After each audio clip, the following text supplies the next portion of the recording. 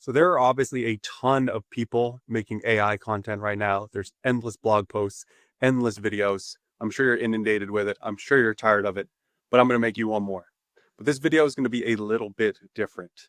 We're going to talk about the 4 key macro implications from AI adoption. So this is something you probably haven't seen before. It's something we at the Macro Institute have put a lot of work into. We've been talking a lot about AI to our clients recently. And this is just a small version of what we've been putting out. So let's get into it. So introduction, the AI craze. This is stuff you all know at this point. Artificial intelligence has exploded in popularity. According to a McKinsey study here on the left, up to 80% of companies today are using some sort of artificial intelligence. That might sound not that sort of staggering of a stat, seeing as how much you've probably read about AI. However, if you look back in 2017, that number was just at 20%. So there's a huge uptick in companies that are using artificial intelligence. And it's not just companies. A huge portion of adults are now using artificial intelligence for tons of different purposes. We hear so Google searches for AI or artificial intelligence. Obviously, way up. None of this is surprising. I'm sure a lot of you guys use AI in some way in your day-to-day life, whether personally or professionally. And so this has required a large build out. So companies are pouring tons of dollars into AI infrastructure. This is something that's been talked about a lot right now. There's sort of $500 billion Stargate project. NVIDIA is investing a ton of money. Meta, Google, Microsoft, Amazon, you name it. Look at the chart. Up to $90 billion of just those 4 big companies combined. This is clearly a priority, right? Again, nothing's here surprising. But now let's get into the list. So this is the 4 key macro implications from AI adoption. Number 1, AI has had an impact already on inflation trends, and that's only going to grow in the future. Number 2, AI right now is not quite ready for prime time when it comes to financial analysis and research. We have some cool charts to show that. 3, it is causing employment anxiety. We'll have some key charts there that show, on one hand, it might not be as bad as you think, but on the other, AI is probably coming for some of our jobs. Then number 4, AI's influence on fiscal and monetary policy. That one is a very macro-y topic that we will get into at the end. And then also, if you stick around, I have a special offer. The Macro Institute is launching a brand new product line, a macro investing bootcamp that those who are here at this video, we have a pre-launch offer that you'll find out about. Okay, so number 1, AI's impact on inflation trends. And as you'll see, this sort of goes both ways. So right now, a lot of the inflationary forces that we're seeing are due from resource constraints, and a lot of that has to do from electricity. There's a massive energy requirement from data centers. So if you look at the chart on the left, that is electricity consumption, and it's based on percent of US total, if you look in the chart. And so if you look at the future scenario range from about 2023 to 2028, this is from a study that was done a few years ago, potentially in double-digit percentage of total energy consumption could come from data centers alone. We've already seen the price of electricity spike. As you can see here on the right, the small chart within the chart, we have utilities. This has it feeds through to consumer inflation. So consumers are spending more for electricity and other types of energy sources as they are now competing with these data centers. So AI can be an inflationary force. On the flip side, though, there are some economic mechanics of AI that could lead to deflation or disinflation. And a lot of that comes from labor markets, which again, we'll touch on for number 2 as well. Here we show the inverse relationship of labor costs and productivity. So as you can see, labor productivity is inverted here on the chart. So when productivity goes up, so as people become more productive, unit labor costs actually go down. So you need less people as people become more productive. So you are paying less and less for labor. That's what we see here on the right as well. So when labor costs fall, you see CPI services fall as well. That is sort of a substitute for wages. So you might see increases in energy costs, as well as downward pressure on wages. Now, when you think about the consumer spending more on energy, potentially making less money, that can be sort of a scary backdrop. Number two, AI not quite ready for prime time. So this comes also from the McKinsey study here on the left. AI risks organizations are working to mitigate. Number one, by far, was inaccuracy. I shouldn't say by far, cybersecurity was also close, but the top one is inaccuracy. It's considered the biggest problem right now with AI. Yet, if you look on the right from that same study, only about 1/3 of users are actually checking their entire output. So that would be like us. We write our weekly reports. We, go to ChatGPT, give the topics we want it to write about. It spits out a report, and we just hit send. We do none of that. We actually don't use ChatGPT at all for our reports. But it's a little staggering that, you know, it's acknowledged at these companies that inaccuracy is the biggest problem, and not a lot of people are actually checking the entire output of AI.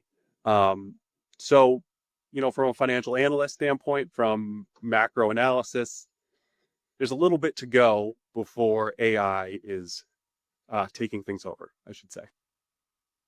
And so we actually tested this a little bit. So we went to OpenAI, ChatGPT, and we had them create a leading economic index for us, right? So we spend a lot of time modeling things. We create different investment strategies, etc. This is what we do for our jobs. So, if we could plug in and have ChatGPT make a better leading economic index for us, I would have been a little nervous. But this is what it gave us. It gave us new business applications, consumer confidence, manufacturing new orders, housing starts, borrowing rates, job vacancies, and stock market momentum.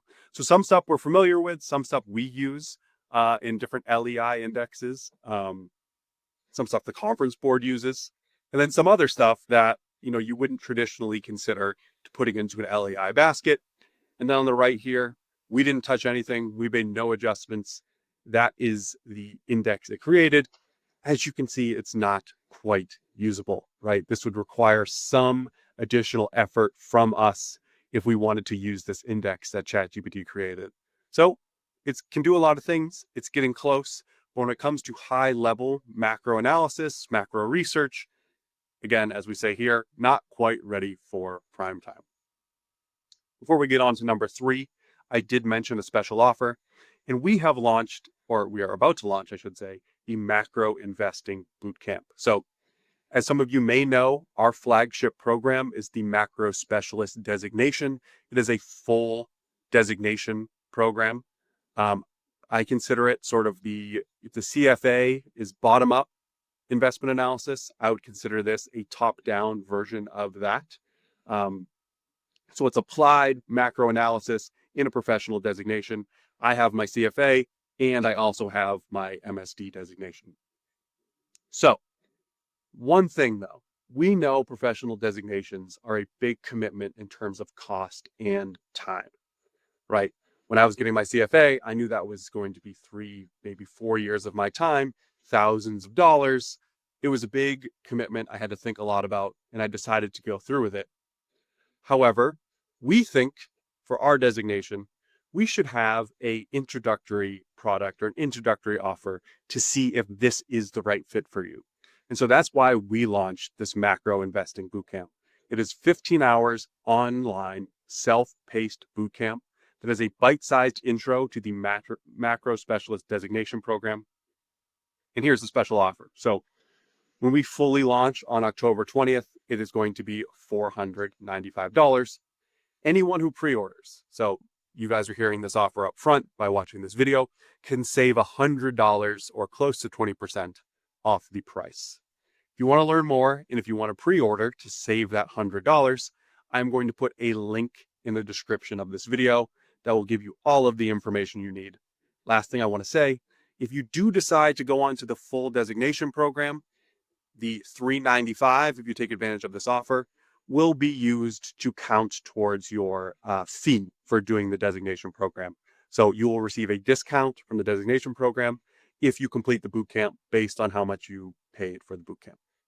All right, check it out. It's great, packed with tons of information, 15 hours online, self-paced. You could do it over a week or two.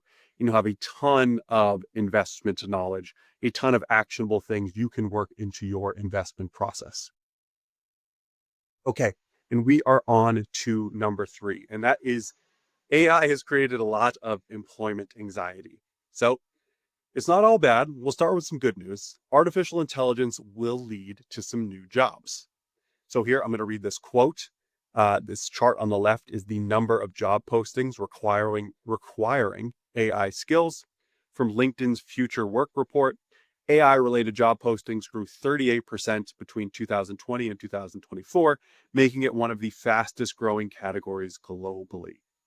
Then we look here on the right, nearly 10% of all finance job listings require AI skills. Now, obviously, this is a very specific skill set that not everyone has, but the point here is to say it will create some new opportunities. Anytime there is some new technology or new boom, there are downstream effects where there are new type of jobs that don't exist now that will exist in the future.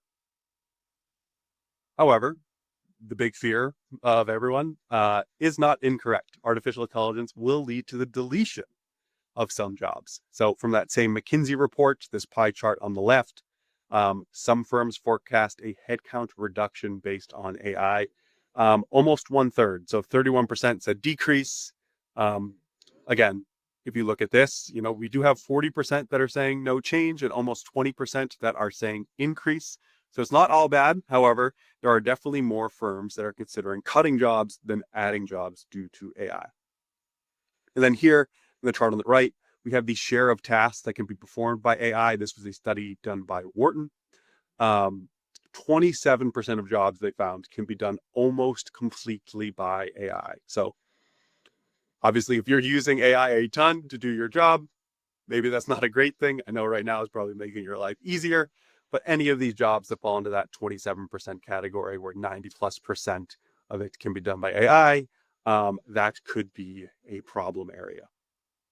And so what happens? Just quick, simple fallout of AI-driven job loss. So as AI gets widely implemented, seems like we're going to see more jobs lost than created. Here, according to CBS, for the first 7 months of 2025, adoption of generative AI by employers accounted for more than 10,000 job cuts. Okay, so what happens is people lose their jobs, consumer spending slows, and prices decline. So this could feed back all the way to what we were talking about for number one, which was the inflation component of AI.